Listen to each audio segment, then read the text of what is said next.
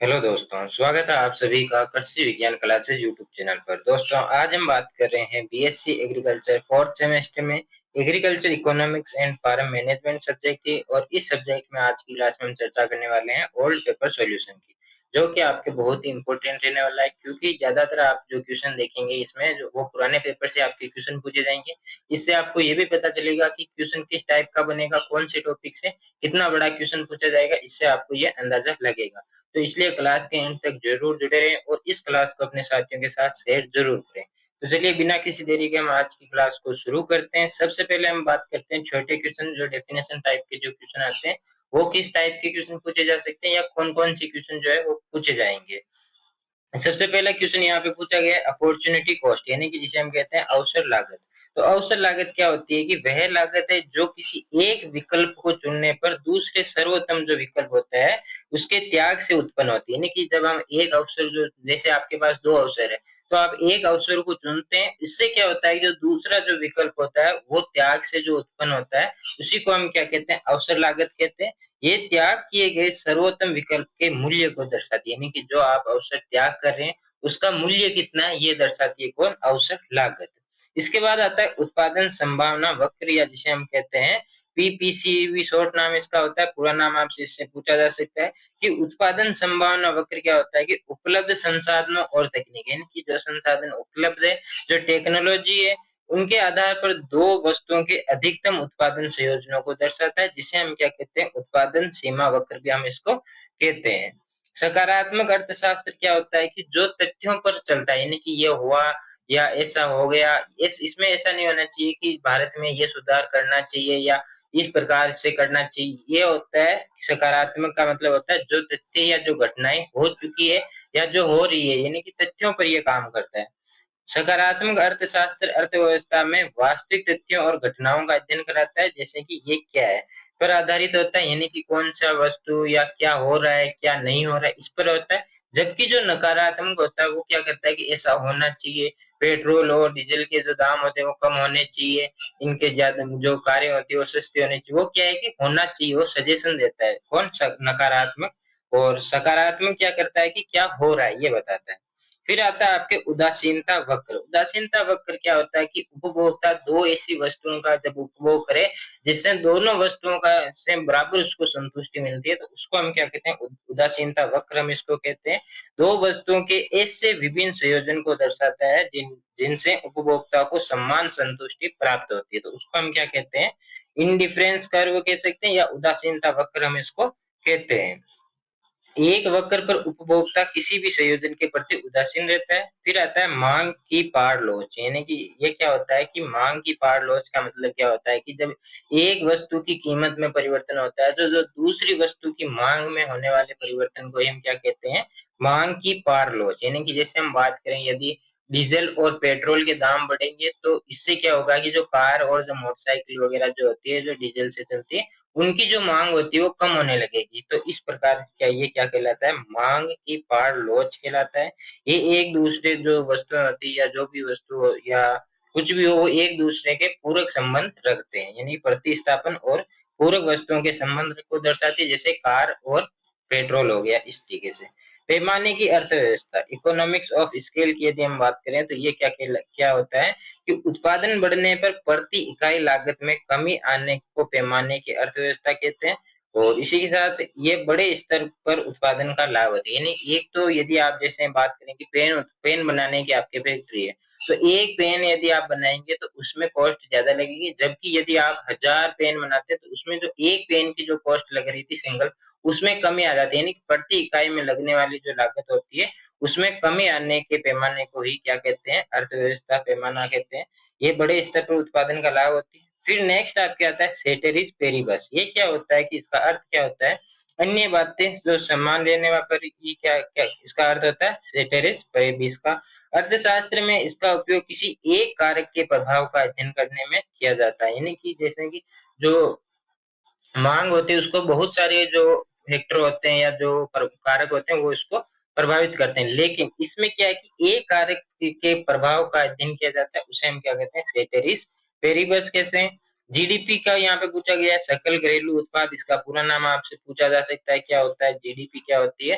तो जीडीपी क्या होती है कि एक देश में एक वर्ष के दौरान उत्पादन उत्पादित अंतिम वस्तुएं और सेवाओं का कुल मूल्य क्या होता है, उसको हम क्या कहते हैं, जीडीपी हम इसको कहते हैं। ये देश की आर्थिक प्रगति को दर्शाता है या महत्वपूर्ण इसका सूचक होता है, यानी कि इंडिकेटर होता है किसका, इकोनॉमिक्स का। और फिर आपके आता है फार्म इन्वेंट्री। फार्म इन्वेंट्री क्या होता है कि जो फार्म है आपके कोई किसी भी प्रकार का हो, उसका जो संसाधनों और जो संपत्ति जो होती है उसका जो लेखा जोखा होता है उसको हम क्या कहते हैं, फार्म इन्वेंट्री कहते हैं। जैसे कि भूमि हो गई, मशीनें हो गया, पशुधन उपकरण वगैरह जो होते हैं वो सब इसमें शामिल होते हैं। वाणिज्य बैंक क्या कहलाते, क्या होता है कि वाणिज्य बैंक जनता से जमा स्वीकार करते हैं और ऋण प्रदान करते हैं, यानी कि ये क्या करते हैं, जनता से कर वगैरह जो टैक्स वगैरह वो लेते हैं और वही ऋण जनता को वापस लोन के रूप में दे देते हैं। ये अर्थव्यवस्था में धन के प्रवाह को सुचारू बनाते हैं। नेक्स्ट आपके आता है राजकोषीय नीति। राजकोषीय नीति का क्या मतलब होता है कि जो नीति सरकार द्वारा कर यानी टैक्स और सार्वजनिक व्यय से संबंधित नीति होती है, इसमें क्या होता है कि इसका उद्देश्य आर्थिक स्थिरता और विकास को बढ़ावा देना इसका क्या होता है, ऑब्जेक्टिव होता है। नेक्स्ट आपके आता है पूंजीवादी अर्थव्यवस्था। पूंजीवादी अर्थव्यवस्था क्या क्या मतलब होता है कि वे व्यवस्था है जिसमें उत्पादन के साधनों का स्वामित्व निजी व्यक्ति के पास होता है, यानी कि इसमें क्या होता है कि जितने भी जो उत्पादन जो हम प्रोडक्ट बना रहे हैं उसमें जो साधन काम में लिए जाते हैं, जैसे कि मशीनें हो गई या एक प्रकार से कहे कि जो भूमि हो गया या जो भी वहां पे जो वस्तुएं होती है, साधन जो होते हैं, उसका स्वामी जो होता है उसका मतलब एक ही, वो सभी जो वस्तुएं होती है, पूरा जो प्रोडक्ट बनाने के लिए जितना भी जो काम में आ रहा है वो सब एक ही व्यक्ति का होता है, तो उसको हम क्या कहते हैं, पूंजीवादी अर्थव्यवस्था कहते हैं। इसमें लाभ कमाना उत्पादन का मुख्य उद्देश्य होता है, यानी कि इसमें प्रॉफिट कमाना ही इसका उद्देश्य होता है। इसके बाद आता है जो 6 से 8 लाइनों में आपको आंसर देने होते हैं, लगभग 2 नंबर के आपके क्वेश्चन आता है, तो इसको भी हम एक-एक करके बात करते हैं। इसमें सबसे पहला पूछा गया है कि माइक्रो इकोनॉमिक्स और मैक्रो इकोनॉमिक्स में आपको अंतर बताना है। नाम से पता चल रहा है सूक्ष्म अर्थशास्त्र जो कि एक व्यक्तिगत होती है, यानी कि ये छोटे स्तर पर होती है, जबकि जो समष्टि अर्थशास्त्र होती है वो देश के स्तर पर होती है, यानी कि बड़े स्तर में होती है। सूक्ष्म अर्थशास्त्र अर्थव्यवस्था की व्यक्तिगत इकाइयों जैसे उपभोक्ता हो गया, फर्म हो गया या उद्योग का अध्ययन करता है, जबकि जो सेमेस्टी जो होती है यानी कि मैक्रो इकोनॉमिक्स जो होती है वो अर्थव्यवस्था, संपूर्ण अर्थव्यवस्था यानी कि जैसे पूरी भारत की अर्थव्यवस्था का ये अध्ययन कराती है। सूक्ष्म अर्थशास्त्र में व्यक्तिगत वस्तुओं की कीमत का अध्ययन किया जाता है, जबकि जो मैक्रो इकोनॉमिक्स होती है उसमें सामान्य मूल्य स्तर का अध्ययन किया जाता है। नहीं कि आपको केवल इतना याद रखना है कि जो माइक्रो होता है वो छोटा होता है और जो मैक्रो इकोनॉमिक्स होता है वो बड़े पैमाने पर उसका इकोनॉमिक काम करती है।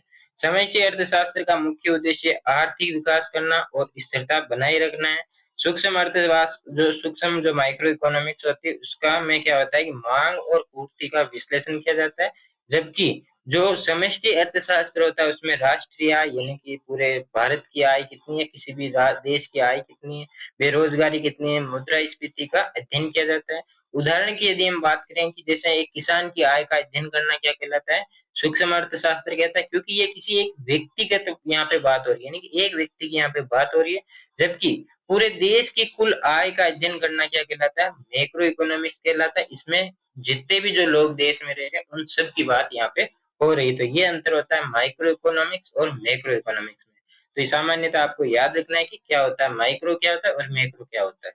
नेक्स्ट आपके क्वेश्चन आता है मुद्रा के कार्यों में पर संक्षिप्त टिप्पणी लिखनी है, यानी कि मनी जो होता है उसके बारे में आपको बताना है। तो मनी क्या एक विनिमय का माध्यम होता है, यानी कि आदान प्रदान करने का, यानी कि वस्तुओं का आदान प्रदान या क्रय विक्रय करने का एक साधन होता है।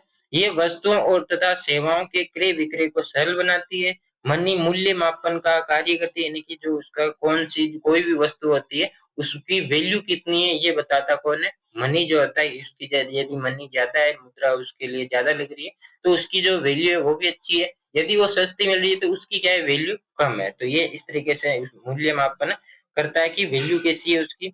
मनी मूल्य संचयन का साधन है। मनी जो होता है स्थगित भुगतानों का मानक होती है, ये भविष्य की लेन देन को आसान बना देती है। मनी जो होती है वो संसाधनों का स्थानांतरण करने में भी सहायता करती है, यहाँ पे आप ट्रांसफरिंग कर लेना। और मुद्रा आर्थिक विकास को प्रोत्साहित करती है, यानी कि किसी भी आर्थिक विकास जो होता है वो मनी के कारण ही होता है।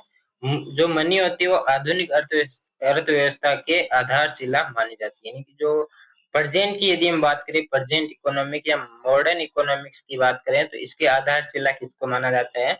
मनी को इसकी आधारशिला माना जाता है। नेक्स्ट आपके क्वेश्चन आता है डायरेक्ट टैक्स और इनडायरेक्ट टैक्स, यानी कि इन दोनों में आपको अंतर बताना है कि एक तो डायरेक्ट टैक्स क्या होता है, एक आपके इनडायरेक्ट टैक्स क्या होता है।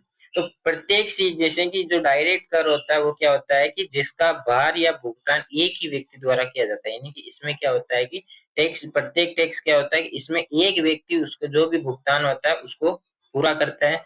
अप्रत्यक्ष टैक्स क्या होता है, जिसका भार किसी दूसरे व्यक्ति पर स्थानांतरित किया जा सकता है। यानी कि ऐसा नहीं है कि किसी एक के ऊपर ये इनडायरेक्ट टैक्स जो है वो लगा है तो वो दूसरे पर भी स्थानांतरित कर सकता है। उदाहरण से भी हम समझे कि जैसे कि जो इनकम टैक्स होता है वो सब व्यक्ति के लिए होता है, यानी कि सब जो व्यक्ति होते हैं इनकम टैक्स जो होता है वो भरते हैं। जबकि जो जीएसटी होती है वो आगे भी मतलब दूसरे व्यक्ति पर ही स्थानांतरित की जा सकती है। प्रत्यक्ष कर आय और संपत्ति पर लगाया जाता है, यानी कि जो डायरेक्ट टैक्स होता है वो क्या होता है कि जितनी आय कितनी है, इनकम कितनी है और उसके पास प्रॉपर्टी कितनी है, उस हिसाब से इनकम टैक्स जो होता है, डायरेक्ट टैक्स जो होता है वो लगाया जाता है। इनडायरेक्ट टैक्स क्या होता है कि वस्तु और सेवाओं पर लगाया जाता है, जैसे कि एजुकेशन पर टैक्स है, किसी भी वस्तु, दूध वगैरह जो भी आप जितनी भी वस्तुएं खरीदते हो सब पर टैक्स होता है, तो वो किस में आता है? अप्रत्यक्ष टैक्स में आता है। और जबकि जो इनकम टैक्स होता है या जो संपत्ति पर ऊपर जो टैक्स लगता है वो किस में आता है? वो आता है डायरेक्ट टैक्स के अंतर्गत वो आता है। प्रत्यक्ष जो कर होता है वो प्रगतिशील होता है, जबकि जो इनडायरेक्ट टैक्स होता है वो प्रतिगामी होता है। प्रत्यक्ष कर से कर चोरी की संभावना अधिक होती है, यानी कि जो डायरेक्ट टैक्स होता है उसमें क्या होता है, चोरी की संभावना ज्यादा रहती है। कुछ लोग होते हैं जो इनकम टैक्स वगैरह जो होते हैं, डायरेक्ट टैक्स जो होता है वो नहीं भरते हैं। जबकि जो इनडायरेक्ट टैक्स होता है वो कर संग्रह या अपेक्षाकृत जो होता है वो आसान होता है। इसके बाद आता है आंशिक बजटिंग और संपूर्ण बजटिंग। नाम से पता चल रहा है आंशिक बजटिंग क्या होती है कि छोटा मोटा कोई काम जो होता है या किसी भी बिल्डिंग की मरम्मत करवानी है तो उसमें क्या होता है, आंशिक बजट आता है, यानी कि छोटा मोटा बजट आता है। जबकि संपूर्ण बजट में क्या होता है कि यदि आपको नई बिल्डिंग बनानी है या पूरा आपको उद्योग वगैरह जो है वो फैक्ट्री वगैरह जो है वो पूरी सही करनी है या पूरी वापस बनानी है, तो उसमें आता है संपूर्ण बजट। तो इन दोनों के बारे में हम पढ़ने वाले हैं। तो आंशिक बजट में केवल प्रभावित आय और लागत को शामिल किया जाता है, जबकि संपूर्ण बजटिंग में सभी आय और लागत को शामिल किया जाता है। आंशिक बजटिंग कम समय और कम आंकड़ों की आवश्यकता है, यानी कि जो आंशिक जो बजटिंग होती है उसमें एक तो समय भी कम चाहिए और आंकड़े भी कम चाहिए। संपूर्ण बजटिंग में अधिक समय और अधिक जानकारी की आवश्यकता होती है। आंशिक बजटिंग का उपयोग नई फसल या तकनीक अपनाने के लिए किया जाता है, यानी कि कोई भी नई फसल अपनानी है या कोई भी नई टेक्नोलॉजी अपनानी है तो उसके लिए हम किसका उपयोग करते हैं? आंशिक बजटिंग का उपयोग करते हैं।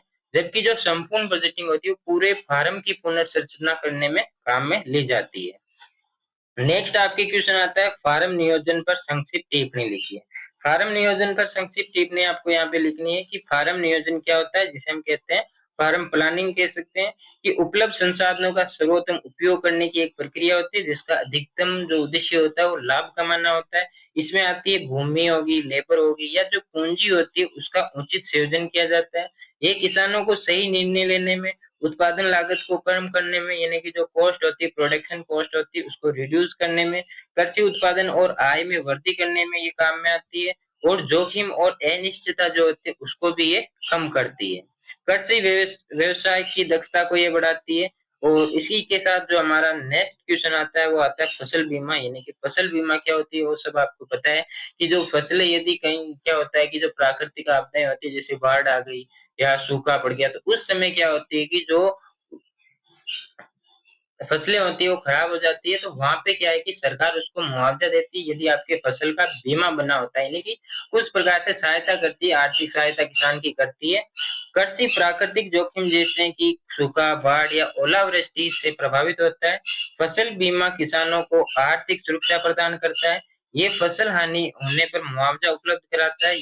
फसल बीमा किसानों की आय को स्थिर बनाए रखने में भी मदद करता है। नई तकनीक अपनाने के लिए प्रोत्साहित करता है। ऋण वगैरह जो होते हैं, लोन वगैरह भी देता है और जोखिम को कम करता है। और फसल बीमा किसानों के सामाजिक और आर्थिक विकास में भी योगदान जो होता है वो देता है। इसके साथ ही हमारे जो नेक्स्ट क्वेश्चन आते हैं, जो 3 क्वेश्चन में से आपको 1 क्वेश्चन इसमें करना होता है। नहीं सॉरी, इसमें 3 क्वेश्चन आते हैं जिसमें से आपको 2 क्वेश्चन करने होते हैं, या कई-कई यूनिवर्सिटी में 2 क्वेश्चन आते हैं जिसमें से आपको 1 करना होता है। इसकी हम बात करते हैं, जो कि ये क्वेश्चन आपके बहुत इंपॉर्टेंट है, पूछा जा सकता है कि मांग के नियम की बात करनी है, यहाँ पे व्याख्या करनी है, और किसी वस्तु की मांग को प्रभावित करने वाले कारकों के बारे में भी आपको यहाँ पे बताना है। तो सबसे पहले मांग का नियम क्या कहता है कि किसी भी वस्तु की यदि कीमत बढ़ रही है तो उसकी जो मांग होती है वो घट जाती है, और यदि उसकी कीमत घट रही है तो उसकी मांग जो होती है वो बढ़ जाती है। तो ये आपको पता कर मतलब याद समझना है कि मांग क्या होती है और इसका नियम क्या होता है। जैसे कि यदि हम बात करें गेहूं की, यदि गेहूं की कीमत जो होती है वो घट रही है तो कोई भी क्या करेगा, गेहूं ज्यादा खरीदेगा, गेहूं की मांग जो होती है वो बढ़ जाएगी। वहीं अगर गेहूं की कीमत जो होती है वो दुगुनी हो जाती है तो लोग क्या करेंगे, गेहूं की जगह चावल खाना शुरू कर देंगे, और गेहूं की जो मांग होती है वो धीरे धीरे कम हो जाती है। तो इस तरीके से ये जो मांग का नियम है वो काम करता है। इस प्रकार कीमत और मांग के बीच में विपरीत संबंध होता है। जब कीमत बढ़ती है तो मांग जो होती है वो घटती है, और जब कीमत घटती है तो मांग जो होती है वो बढ़ जाती है। उदाहरण भी यहाँ पे दिए गए हैं। मांग के नियम के कुछ मुख्य कारण सीमांत उपयोगिता में कमी आना है, प्रतिस्थापन प्रभाव की भी मांग की नियम को प्रभावित करता है, आय प्रभाव में मांग में परिवर्तन का कारण बनता है, और ये नियम क्या करता है, तर्क संगत व्यवहार पर भी आधारित होता है। अब हम बात करते हैं मांग को प्रभावित करने वाले कारक, जिसमें सबसे पहला था उपभोक्ता की आय। यानी कि यदि उपभोक्ता की आय में वृद्धि होती है तो क्या होता है कि वस्तुओं की मांग जो होती है वो बढ़ जाती है, और यदि वृद्धि में जो सॉरी कमी आती है आय में तो उसकी जो सामान्यतः जो मांग होती है वो घट जाती है। वस्तुओं की कीमत मांग को प्रभावित करने वाला सबसे महत्वपूर्ण कारक होता है। संबंधित वस्तुओं की कीमत भी मांग को प्रभावित करती है। जैसे कि यदि हम बात करें चाय और कॉफी की, यदि कॉफी की कीमत बढ़ जाती है तो उससे क्या होता है कि कॉफी की मांग न घटकर जो चाय होती है उसकी मांग जो होती है वो बढ़ जाती है। तो इस प्रकार से वस्तुओं की कीमत भी मांग को प्रभावित कर सकती है। उपभोक्ता की पसंद और रुचि भी मांग को प्रभावित करती है। जनसंख्या में वृद्धि जो होती है वो भी मांग को प्रभावित करती है। भविष्य में यदि आपको ऐसा लगता है, जैसे कि आपको अभी ऐसा पता चल जाए कि जो आने वाले समय में गेहूं की कीमत जो है वो दुगनी हो जाएगी, तो आप क्या करेंगे, अभी गेहूं का स्टोर कर लेंगे या अभी गेहूं को आप खरीद लेंगे। तो ये भी इसको प्रभावित मांग को प्रभावित करने वाला कारक है। विज्ञापन और प्रचार, यानी कि आपने एड देखते हैं तो इससे क्या होता है कि जो एड देखने से लोगों में रुचि रुचि बढ़ जाती है, उसकी पसंद बढ़ जाती है, तो जिससे क्या होता है मांग जो होती है वो बढ़ती है। मौसम और जलवायु भी इसको प्रभावित करती है। और नेक्स्ट क्वेश्चन आपके आता है, परिवर्तनशील अनुपात के नियम की व्याख्या कीजिए और उत्पादन में इसके 3 चरणों को समझाइए। फिर सबसे पहले तो मैं आपको ये बता देता हूँ परिवर्तनशील अनुपात क्या होता है। कि जैसे आप बात करते हैं, यदि आप खेत में यूरिया दे रहे हैं तो जब आप पहला डोज यूरिया का देते हैं तो उत्पादन जो होता है वो तेजी से बढ़ता है। उसी फसल में जब आप दूसरा डोज देते हैं तो वहां पे क्या होता है, उत्पादन तो बढ़ता है लेकिन धीमी गति से बढ़ता है। और जब आप तीसरी डोज देते हैं तो उत्पादन जो होता है वो कम होने लग जाता है। यानी कि ज्यादा भी यूरिया जो होता है, नाइट्रोजन जो होता है वो नहीं देना चाहिए। तो इस तरीके से ये नियम काम करता है, यानी कि 3 चरणों में यह काम करता है। कि जब एक स्थिर साधन के साथ परिवर्तनशील साधनों की मात्रा बढ़ाई जाती है तो उत्पादन पहले बढ़ता है, फिर दूसरी बार घटती दर से बढ़ता है, और अंत में क्या है कि घटने लग जाता है। इसके 3 नियम यहाँ पे हम पढ़ने वाले हैं। सबसे पहला आता है बढ़ते प्रतिफल का चरण, जिसमें उत्पादन जो होता है, जब आप जो नाइट्रोजन या जो यूरिया का पहला डोज देते हैं तब क्या होता है कि उत्पादन तेजी से बढ़ता है, लाभदायक चरण माना जाता है इसको। दूसरे चरण में क्या होता है कि बढ़ता तो है लेकिन जो घटती दर से बढ़ता है, यानी कि धीमी गति से लाभ होता है। किसकी तुलना में, पहले चरण की तुलना में। लेकिन धनात्मक जो सीमांत उत्पादन जो होता है, मार्जिनल प्रोडक्ट जो होता है वो घटने लगता है लेकिन धनात्मक रहता है। दूसरा तीसरा जो आपके आता है ऋणात्मक प्रतिफल का चरण, इसमें क्या होता है कि ये घटने लग जाता है, उत्पादन का अलाभकारी चरण होता है। और जो सीमांत जो मार्जिनल प्रोडक्ट होता है वो भी ऋणात्मक हो जाता है। नेक्स्ट क्वेश्चन आपके आता है, राष्ट्रीय आय की अवधारणा की व्याख्या कीजिए और इसके मापन की विभिन्न विधियों का वर्णन कीजिए। यानी कि राष्ट्रीय आय क्या होती है इसके बारे में आपको बताना है, और इसके मापन की विधियां कौन कौन सी है उसके बारे में आपको यहाँ पे बात करनी है। तो राष्ट्रीय आय क्या होती है कि एक देश में एक वर्ष के दौरान उत्पादित अंतिम वस्तुओं और सेवाओं के कुल मौद्रिक मूल्य को ये क्या कहते हैं, राष्ट्रीय आय कहते हैं। और ये किसी भी देश की आर्थिक प्रगति जो होती है उसका महत्वपूर्ण सूचक होता है। इसके मापन की विधियों की यदि हम बात करते हैं, जिसमें सबसे पहला आता है प्रोडक्ट मेथड, यानी कि अर्थव्यवस्था में उत्पादित अंतिम वस्तुओं और सेवाओं का मूल्य को जोड़ा जाता है। दूसरा जो आता है आय, यानी कि जो उपभोक्ता वगैरह जो होते हैं उनकी आय को जोड़ा जाता है, जिसमें मजदूरी, किराया, ब्याज, लाभ जो होते हैं वो सब शामिल होते हैं। तीसरा आता है व्यय विधि, यानी कि इसमें क्या होता है उपभोग, निवेश, सरकारी व्यय या शुद्ध निर्यात जो होता है उसको इसमें जोड़ा जाता है।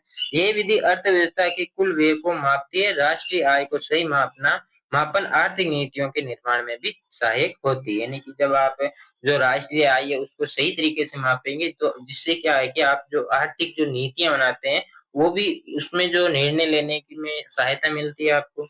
फिर आपके नेक्स्ट आता है जिसमें आपको बड़े क्वेश्चन आते हैं, 3 क्वेश्चन यहाँ पे आते हैं। विभिन्न आर्थिक प्रणालियों का वर्णन कीजिए और उनके लक्षण, गुणों और दोषों की तुलना कीजिए। तो आर्थिक प्रणालियां क्या होती है कि अर्थशास्त्र व्यवस्था की वह व्यवस्था जिसमें जिसके माध्यम से उत्पादन, वितरण, उपभोग से संबंधित निर्णय लिए जाते हैं, उसी को हम क्या कहते हैं आर्थिक प्रणाली कहते हैं। ये डेफिनेशन आपसे पूछी जा सकती है कि आर्थिक प्रणाली क्या होती है। इसके मुख्य 3 प्रणालियां होती है। तो सबसे पहले आती है पूंजीवादी अर्थव्यवस्था, जिसमें क्या होता है कि जो जितनी भी जो पूंजी होती है या जो भी जो प्रणाली होती है उसमें उत्पादन के साधन जो होते हैं उसका एक व्यक्तिगत स्वामित्व होता है। इसका मुख्य उद्देश्य लाभ कमाना होता है और ये मूल्य निर्धारण और पूर्ति को की शक्तियां जो होती है उसके द्वारा होता है। लक्षण क्या होता है कि निजी संपत्ति का अधिकार होता है, उद्यम की स्वतंत्रता होती है, यानी कि जो एंटरप्राइज होती है वो फ्रीडम होती है, प्रतिस्पर्धा पाई जाती है, लाभ कमाना इसका मुख्य उद्देश्य होता है और इसमें सरकार भी हस्तक्षेप जो होती है वो बहुत कम करती है। गुण क्या होते हैं, नवाचार और तकनीकों का विकास में बढ़ावा देता है, उपभोक्ता को अधिक विकल्प मिलते हैं और प्रतिस्पर्धा के कारण गुणवत्ता भी बढ़ती है। यानी कि इसमें क्या होता है कि जो प्राइवेट सेक्टर जो होता है वो सब इसमें आते हैं, यानी कि जो प्राइवेट कंपनियां हो गई या कोई भी जो प्राइवेट दुकानें जो होती है वो सब इसमें आती है। दोष क्या है इसके कि आय और संपत्ति में असमानता बढ़ती है, एकाधिकार बनने की संभावना होता है, गरीब वर्ग का शोषण होता है। यानी कि आपने देखा होगा कि जो बड़े बड़े प्राइवेट कंपनियां होती है, जो प्राइवेट हॉस्पिटल होते हैं उनमें क्या होता है कि जो पैसे होते हैं वो ज्यादा लगते हैं, सामाजिक कल्याण में की उपेक्षा जो होती है वो हो सकती है। फिर आपके आता है समाजवादी अर्थव्यवस्था, इसमें क्या होता है कि साधन का जो स्वामित्व होता है, साधन जो होते हैं जैसे कि सरकारी हॉस्पिटल हो गए, सरकारी स्कूलें हो गई, इनमें जैसे काम में आता है कौन सा समाजवादी अर्थव्यवस्था। इसका जो स्वामित्व होता है वो सरकार के पास होता है। इसका उद्देश्य पैसा न कमाकर समाज कल्याण होता है। लक्षण क्या होते हैं कि सार्वजनिक होता है, स्वामित्व पाया जाता है, केंद्रीय नियोजन पाया जाता है, आय की समान वितरण होता है, सामाजिक कल्याण पर इसमें बल दिया जाता है। आर्थिक असमानता कम होती है, संसाधनों को नियोजित उपयोग होता है, बेरोजगारी भी कम होती है इसमें। और दोष इसके क्या क्या है, व्यक्तिगत स्वतंत्रता सीमित होती है, प्रतिस्पर्धा में कमी होती है, यानी कि जो इसका जो जैसे बात करें यदि हम सरकारी स्कूलों की तो वहां पे कोई प्रतिस्पर्धा थोड़ी है भाई, वो सरकारी स्कूल आगे जा रही है, या सरकारी हॉस्पिटल की बात करें तो इसमें क्या आती है प्रतिस्पर्धा नहीं होती है, उत्पादन क्षमता कम हो सकती है, नवाचार और पहल की भावना भी कम होती है। फिर आता है मिश्रित अर्थव्यवस्था, इसमें दोनों को मिश्रित किया जाता है, यानी प्राइवेट और गवर्नमेंट दोनों मिश्रित रूप से काम करते हैं। और इसका ये भी सबसे अच्छा है कि भारत मिश्रित अर्थव्यवस्था का प्रमुख उदाहरण है। इसमें सरकार और निजी क्षेत्र दोनों आर्थिक गतिविधियों में भाग लेते हैं। लक्षण क्या होते हैं कि सार्वजनिक और निजी क्षेत्र दोनों मौजूद रहते हैं, सरकार आवश्यक क्षेत्रों को नियंत्रित करती है, निजी क्षेत्र को भी कार्य करने की स्वतंत्रता रहती है और आर्थिक नियोजन, बाजार व्यवस्था दोनों साथ साथ चलते हैं।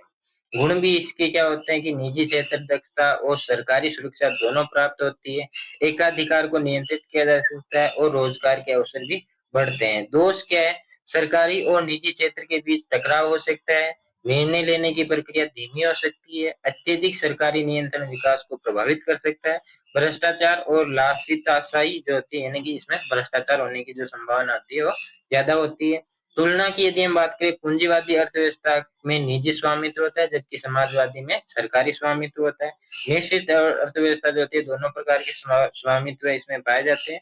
पूंजी व्यवस्था जो होती है लाभ के आधारित पर होती है, जबकि जो सामाजिक होती है वो सामाजिक समाज के कल्याण के लिए होती है। मिश्रित अर्थव्यवस्था लाभ और सामाजिक कल्याण दोनों को महत्व देती है। नेक्स्ट क्वेश्चन आपके आता है कि कृषि एवं ग्रामीण विकास में अर्थशास्त्र की प्रकृति, क्षेत्र और महत्व को आपको इसमें बताना है। तो अर्थव्यवस्था क्या होती है कि एक सामाजिक विज्ञान है जो सीमित संसाधनों का उपयोग द्वारा असीमित आवश्यकताओं की पूर्ति का अध्ययन करती है, यानी कि ये एक इसकी डेफिनेशन जो होती है वो आपसे पूछी जा सकती है कि इकोनॉमिक्स क्या होती है।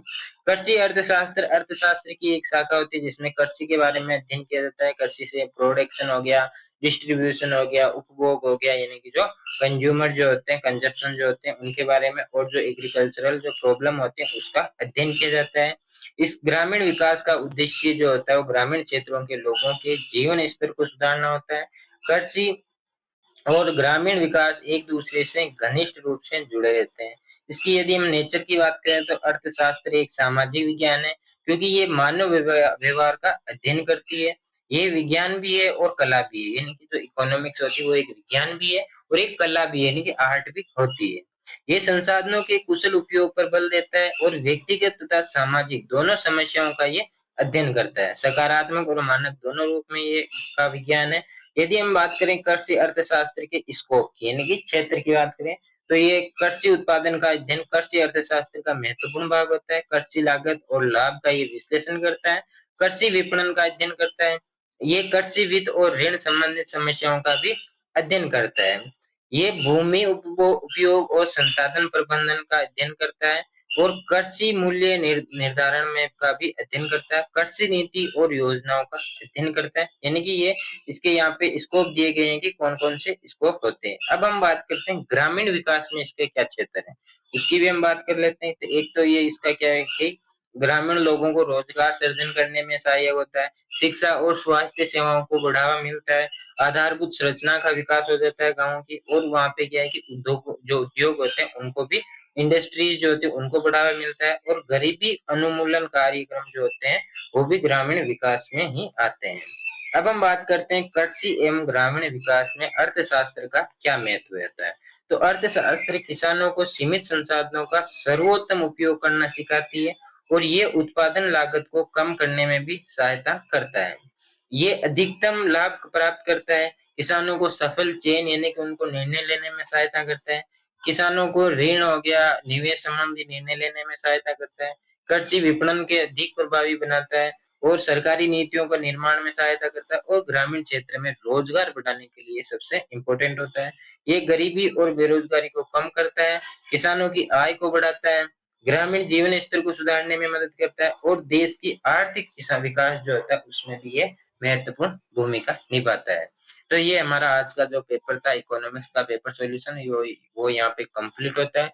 इस क्लास से आपको पता चल गया होगा कि पेपर जो होता है वो किस टाइप का आता है, क्वेश्चन किस प्रकार के बनते हैं, आंसर आपको किस प्रकार से लिखने हैं। जो अंतर वाले क्वेश्चन होते हैं उनमें आपको सारणी बनाकर लिखनी है, यानी कि टेबल बनाकर एक साइड, जो जैसे कि आपसे पूछा जाए सूक्ष्म और जो माइक्रो इकोनॉमिक्स और मैक्रो इकोनॉमिक्स में अंतर पूछा जाए, तो उसमें आपको क्या करना है कि जैसे जैसे आपको एक सारणी बनानी है जिसमें एक साइड आपको लिखना है मैक्रो माइक्रो, और एक साइड आपको मैक्रो इकोनॉमिक्स के बारे में यहाँ पे आपको ऐसे लिख के आना है। तो ये भी आपको पता होना चाहिए, अंतर वाले जो क्वेश्चन होते हैं उनमें टेबल बना के लिख के आनी है।